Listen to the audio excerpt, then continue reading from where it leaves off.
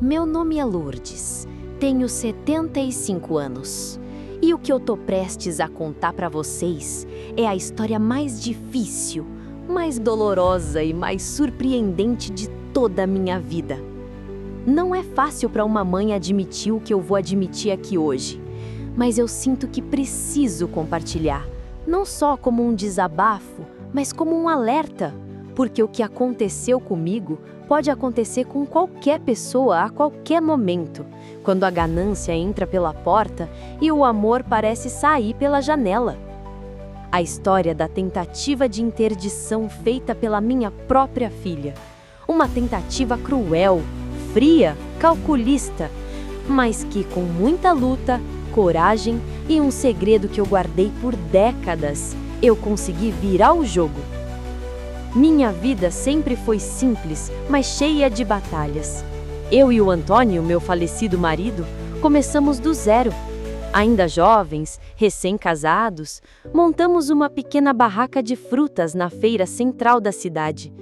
Vendíamos banana, laranja, mamão, o que a estação tivesse para oferecer.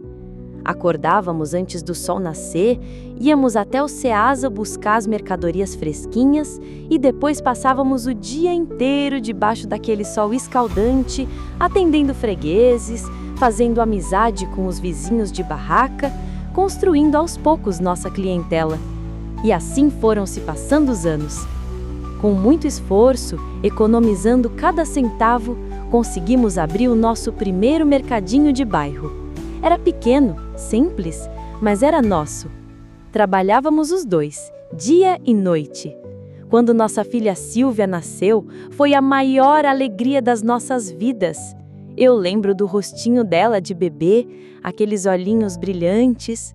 Sempre fomos pais dedicados. Mesmo com todas as dificuldades, nunca faltou amor, comida na mesa e, acima de tudo, ensinamentos de honestidade, trabalho duro e dignidade. O mercadinho prosperou. Abrimos o segundo, depois o terceiro. Começamos a investir o dinheiro que sobrava. Compramos algumas casas para alugar, adquirimos um sítio para descanso e até aplicamos em alguns fundos bancários. Não éramos ricos de ostentação, mas tínhamos uma vida segura. Construímos um patrimônio sólido, fruto de uma vida inteira de suor. Mas aí a vida, com sua dureza costumeira, me pregou uma peça. O Antônio adoeceu. Foi um câncer agressivo, que o levou em menos de 2 anos. Eu fiquei viúva, sozinha, com todos os negócios e responsabilidades nas minhas costas. Silvia já era adulta, formada em administração, casada e com filhos. Eu acreditei, naquele momento de dor, que poderia contar com ela. Achei que ela fosse o meu porto seguro. E de início parecia ser. Nos primeiros meses após a morte do Antônio, Silvia vinha com frequência me visitar.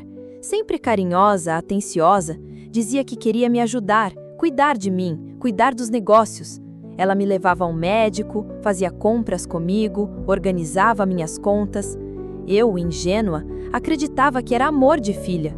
Não percebia que, aos poucos, ela estava colhendo informações, observando, se preparando. O primeiro sinal de alerta surgiu quando Silvia começou a insistir para que eu passasse algumas procurações para o nome dela. Dizia que seria mais fácil, que assim ela poderia resolver tudo para mim. No começo eram pequenas coisas, pagar uma conta, negociar um aluguel. Depois, ela queria acesso às aplicações bancárias, queria revisar todos os contratos. Eu comecei a me incomodar, mas ainda assim achava que era só zelo de filha. Até que as conversas começaram a mudar de tom. Ela começou a duvidar das minhas decisões. Mãe, a senhora tem certeza que pagou essa conta? Mãe, não era melhor vender aquela casa? Mãe, não seria melhor colocar alguém para administrar o mercadinho? Sempre com aquele jeito doce, mas carregado de intenções. E foi quando ela começou a falar com outras pessoas. Parentes, vizinhos, médicos. Começou a dizer que eu estava esquecida, confusa, que repetia as coisas.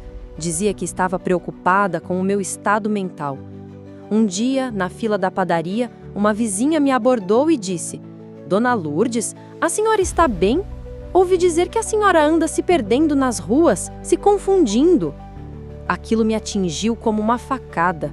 Eu sempre fui lúcida, sempre administrei tudo com muito zelo. Naquele momento, eu percebi que havia algo maior acontecendo. Pouco tempo depois, Silvia veio até minha casa com um advogado. Disse que queria conversar sobre a minha proteção, sobre o meu bem-estar. Trouxe uma pilha de documentos. Disse que eu só precisava assinar para ela me ajudar a cuidar de tudo legalmente. Quando eu li aqueles papéis, percebi o golpe. Era um pedido formal de curatela, que a autorizaria a controlar todos os meus bens e minha vida. Eu recusei na hora. Disse que não precisava de ninguém para cuidar de mim. Ela sorriu, mas o olhar dela mudou. Eu vi ali o início de uma guerra. Foi questão de semanas até eu receber em casa uma notificação judicial. Silvia havia dado entrada em um processo de interdição. No processo, anexou laudos de um médico desconhecido, me descrevendo como senil, desorientada, incapaz de gerir minha própria vida. O documento dizia que eu tinha lapsos de memória frequentes, que confundia datas e pessoas, que não sabia mais administrar minhas contas. Tudo mentira. Naquele momento eu senti medo, muito medo. Mas junto com o medo veio a indignação. Eu não ia deixar minha filha me destruir. Foi aí que o meu passado voltou como um presente. Antes de me casar com Antônio, eu trabalhei durante anos como escrevente de cartório. Eu conhecia as leis, sabia que existiam caminhos legais, sabia que tinha direitos. Decidi lutar. Busquei ajuda com uma velha amiga dos tempos de cartório, que me indicou o Dr. Rafael, um advogado jovem, mas extremamente competente. Quando contei minha história, ele ficou indignado. Dona Lourdes, nós vamos reverter isso. A senhora tem plena capacidade e vamos provar isso na justiça. Entramos com um pedido de perícia judicial isenta. O juízo aceitou nosso pedido e nomeou uma junta médica oficial, composta por psiquiatra, neurologista e psicólogo, todos nomeados pelo próprio tribunal, sem qualquer ligação com minha filha. O jogo começava a virar. Nos meses que antecederam a avaliação, me preparei como nunca. Estudei cada contrato, revisei todos os extratos bancários, decorei detalhes dos imóveis, das aplicações financeiras, das datas importantes da minha vida. Eu queria estar pronta para qualquer pergunta. No dia da perícia, fui ao fórum com o coração acelerado. Na sala de avaliação, respondi cada pergunta com firmeza. Falei sobre minha rotina, minhas leituras diárias, minhas caminhadas matinais. Recitei poesias antigas que aprendi na escola. Falei sobre a política atual. Comentei as últimas notícias econômicas do país. Quando perguntaram sobre minha saúde, mostrei meus exames médicos recentes, todos em dia. Ao final da avaliação, um dos médicos sorriu e me disse: Dona Lourdes, a senhora tem mais lucidez e memória do que muitos jovens que eu atendo. Naquele momento, eu sabia que havia vencido. Algumas semanas depois, o laudo oficial chegou e foi devastador para Silvia. O documento atestava de forma unânime que eu estava plenamente capaz de gerir minha vida e meus bens. Não havia qualquer indício de incapacidade mental. O juiz, com base no laudo, não só indeferiu o pedido de interdição, como ainda aplicou uma multa por litigância de má-fé à minha filha. A tentativa de golpe havia sido esmagada. Mas eu não parei por aí. Com o auxílio do Dr. Rafael, tomei providências definitivas. Fiz um testamento sólido, registrei em cartório todos os meus desejos de distribuição de bens, nomeei um administrador profissional para lidar com as burocracias e protegi legalmente todos os meus patrimônios. Nenhuma tentativa futura poderia me colocar em risco novamente. Hoje continuo vivendo sozinha, cuidando do meu jardim, lendo meus romances, assistindo minhas novelas. Caminho todos os dias pelo bairro, Cumprimento os vizinhos com o mesmo sorriso de sempre, mas carrego dentro de mim uma força que só quem passou por isso entende.